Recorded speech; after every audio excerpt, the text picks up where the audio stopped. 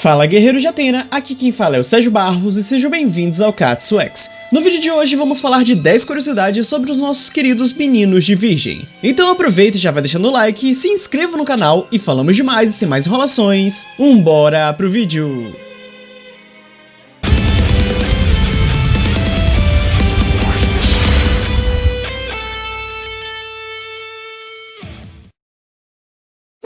Número 1.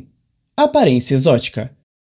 Ao contrário do anime, que isso não fica muito evidente, no mangá, Shaka é desenhado com atributos andrógenos, aquele famoso lábio de Kurumada. Como sabemos, a cultura do padrão de beleza masculino japonês é voltado para o delicado. Por isso, Kurumada sempre que quer destacar um personagem como bonito, ele destaca com esse lábio característico. Vemos isso também em Shun, Hades, Odisseus, Afrodite e Misty, por exemplo. Mas eu quero ressaltar que esse lábio não é fixo, Kurumada nunca desenhou em todas as cenas, principalmente Misty, que se eu não me engano foi o que menos apresentou esse lábio no mangá. Curiosamente, isso aproxima mais ainda Shun e Shaka, destacando que os nascidos em virgem podem ter uma aparência bela. Número 2. Muitas versões. Se você é estudioso de mitologia grega, ou até mesmo alguém que apenas curte muito, já percebeu que cada história dentro dela tem muitas versões, e com a constelação de Virgem não é diferente. A constelação de Virgem das 13, incluindo o Serpentário, é a mais confusa para sabermos sua verdadeira origem, pois, meus amigos, ela tem tantas, mas tantas versões que me deixam tonto. Até a própria enciclopédia oficial, que traz a origem da inspiração das constelações zodiacais, nos traz duas versões. Para não perder muito tempo de vocês, vamos nos concentrar apenas nessas duas versões. A primeira é que a Virgem representa a deusa da agricultura Deméter, que se fechou entristecida pela perda de sua filha Perséfone, que foi raptada por Hades. A segunda é que a Virgem representa a deusa da paz Astreia, que tinha abandonado a Terra por estar cansada das disputas humanas sem fim. Agora, para saber qual das duas representa a constelação de Virgem de Saint Seiya, aí vai no chute, gente. Vai no Mamãe Mandou. Número 3. Poder. Shaka é descrito na enciclopédia oficial como sendo o cavaleiro com a maior cosmo-energia entre os cavaleiros de Atena. Além de seu talento natural para expandir seu cosmo, ele ainda fecha seus olhos se privando do sentido da visão para acumular mais cosmo-energia ainda. Seus poderes são descritos como altamente destrutivos, coisa que ele demonstrou na saga de Hades. Shijima também possui todos os poderes de Shaka, no entanto ele priva o seu sentido do paladar para acumular o cosmo. E uma coisa curiosa é que em Next Dimension foi mostrado que a Casa de Virgem pode ativar uma defesa chamada de Os 4 Portões de Buda, onde o invasor precisa escolher uma das 4 portas para passar: vida, morte, doença e velhice. No entanto, qualquer uma leva o inimigo instantaneamente à derrota. Mas essa defesa simplesmente não aparece no presente, apesar de Shaka se mostrar conhecedor dessa barreira e o próprio dizer que é a barreira mais forte da Casa de Virgem. Em Next Dimension também Shijima nos revela que Shaka é o cavaleiro de ouro de Virgem mais poderoso de todos os tempos. Número 4. Nome. O nome de Shijima vem do japonês e significa literalmente silêncio, o que combina muito com o personagem, já que ele é construído em volta dos elementos que envolvem o silêncio no budismo, além de que ele priva o sentido do paladar para acumular o seu cosmo. O nome de Shaka não tem significado exato, é possível que tenha sido baseado em Shakya, que é a forma apropriada do japonês de se falar Shakyamuni. Shakyamuni não é nada mais nada menos que o fundador histórico do budismo, seu nome real mesmo era Siddhartha Gautama, que eu já fiz um vídeo aqui no canal contando a sua história. Número 5. Qual Buda? Afinal, Shaka é ou não a reencarnação do Buda? Apesar disso nunca ter sido dito diretamente por um personagem, você é a encarnação de Buda? Quando Shaka faz as memórias do Ikki voltarem, ele se apresenta com uma frase que em sua tradução é: no céu acima e na terra abaixo, eu sou o mais honrado, que seriam as primeiras palavras que Buda teria dito quando nasceu. Fora que a imagem que aparece é justamente do nascimento do Buda, uma criança iluminada em cima de uma flor de lótus. Nesse momento, Ikki mesmo pergunta se ele é a encarnação de Buda. Não só isso, a enciclopédia deixa claro que Shaka é sim reconhecido como a reencarnação de Buda, ou seja, provavelmente sim, ele é sim sua encarnação atual. O problema é, de qual Buda? Para quem não sabe, Buda não é uma pessoa, Buda é um título. Buda significa literalmente desperto, são as pessoas que no budismo conseguiram a iluminação máxima. Mas se formos nos ligar pelas representações de Buda que aparecem na série e o nome aproximado Shakya, provavelmente Shaka seja a encarnação do príncipe Siddhartha Gautama, justamente o Buda central do budismo, o mais importante.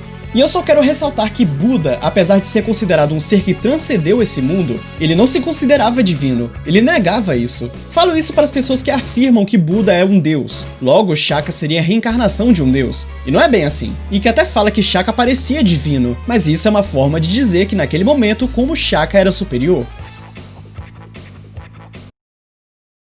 Número 6. Luz e Trevas.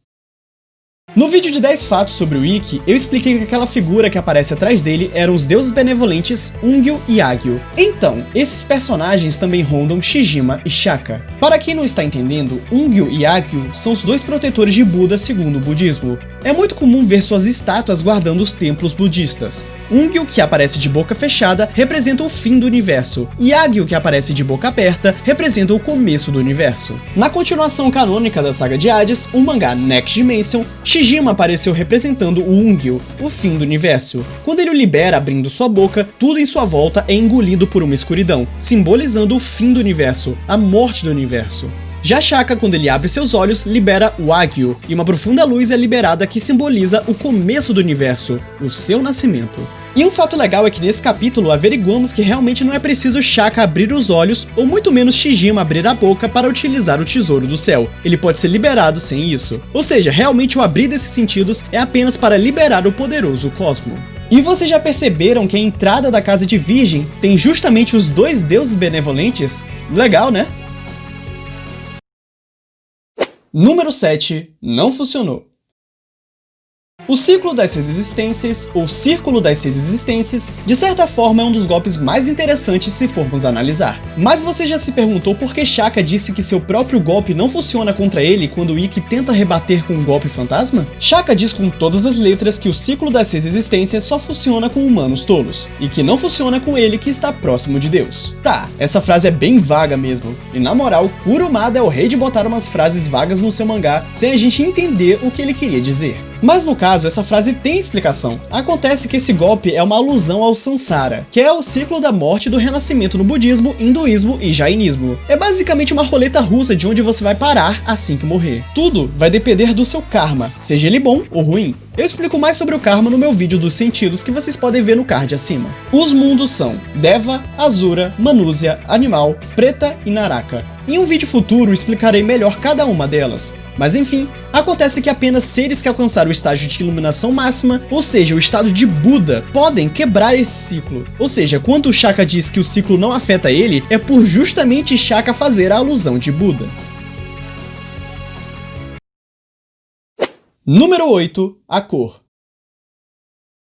Muita gente questiona, por que diabos o Shaka é branco, loiro dos olhos azuis? Bem, isso é fácil de responder, porque gente, como eu disse antes, Kurumada construiu o Shaka para ser um personagem bonito, certo? Kurumada criou seus personagens pegando muita moda e tendências da época. Por exemplo, era muito comum ver personagens loiros nos anos 80. Meu Deus, era moda. Até nos quadrinhos americanos eram cheios de heróis loiros, por isso grande parte dos Cavaleiros de Ouro são loiros. E na mídia indiana e no padrão de beleza da Índia, que é o país que Shaka nasceu, apesar de serem uma população predominantemente com a pele bem morena, o padrãozinho de lá é justamente pessoas brancas. Inclusive, existem lojas que vendem produtos e cremes para você branquear sua pele. Isso também é bem comum no Japão e na Coreia, mas no caso desses países, o branco pálido, ou seja, o super branco, é mais valorizado. Inclusive, os celulares da Samsung, que é coreana, têm suas câmeras frontais com efeito fixo de deixar a pele mais clara. Se você tem um celular da Samsung e nunca percebeu isso, tenta tirar uma foto com as duas câmeras, a da frente e de trás, como você vai ver que a sua pele vai mudar. Resumindo, Shaka é desse jeito que conhecemos por ser o padrãozinho de beleza do seu país. E o mais curioso é que, sabe aquela marca na testa do Shaka? Então essa marca é chamada de Bindi. Curiosamente, ela não é usada por homens. Homens usam uma marca completamente diferente na testa chamada Tilak, outra característica andrógena no Shaka. E apesar dessas marcas terem diversos significados e usos, um deles é usado para sedução. Curioso, não? Ah, e só pra ressaltar para pessoas que já foram em vídeos antigos meus, que eu expliquei isso também da beleza masculina lá, o padrãozinho e tal dos países.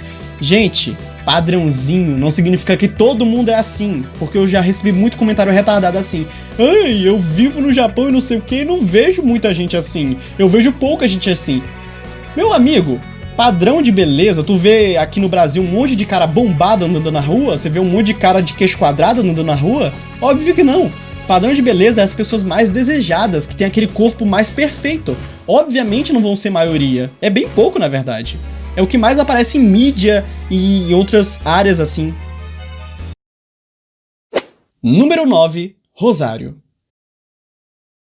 O rosário que Shaka e Shijima carregam consigo se chama Japamala, que é justamente um cordão sagrado de 108 contas. Esse objeto é usado para ajudar nas meditações e também para ajudar a selar as 108 paixões humanas. Só aí você vê a inspiração, né? Mas ao contrário do que a maioria pensa por causa de The Lost Canvas, na série original e canônica é dito que esse objeto foi criado por Buda, tanto que Shijima também o tem, e nunca se foi visto sendo confeccionado no mangá. No anime, ficou uma pequena cena de Shaka aparentemente o construindo.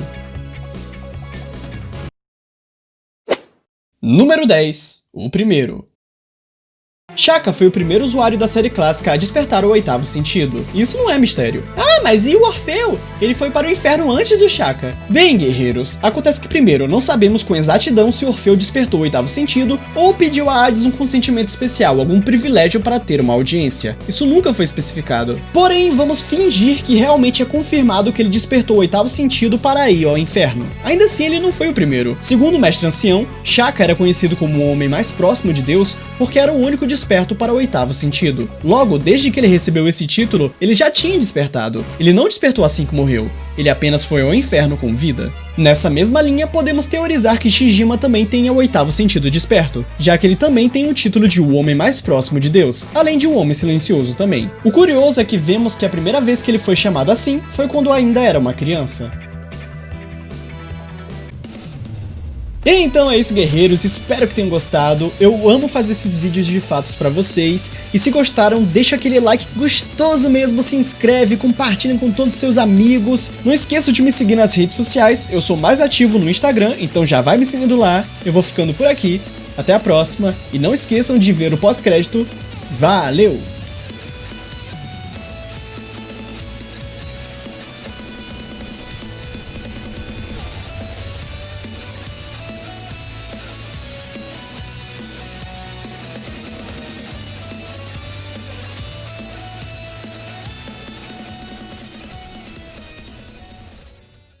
Quem é Shaka? Aldeia Fênix que luta pelo amor e a justiça. Não tem alternativa, vou castigar você em nome de Fênix. Mas o que é isso?